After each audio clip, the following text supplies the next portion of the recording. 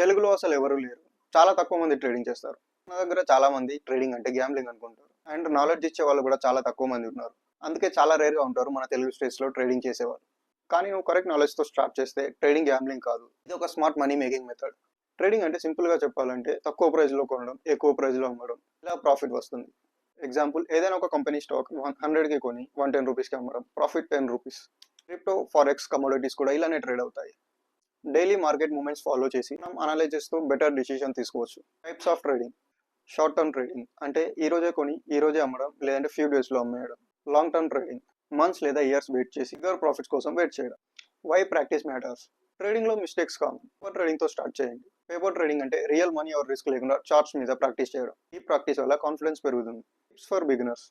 Follow market news. Stop loss use చేయండి. ఇది loss limit చేసుకోవడానికి యూజ్ అవుతుంది. చాలా చిన్న అమౌంట్తో స్టార్ట్ చేయండి. ఎక్స్పీరియన్స్తో step by step capital increase చేయండి. ట్రేడింగ్ బిగినర్స్కి కష్టం అనిపించవచ్చు, కానీ ప్రాక్టీస్, పేషెన్స్ అండ్ లెర్నింగ్తో ఆల్ ఈజ్ పాసిబుల్.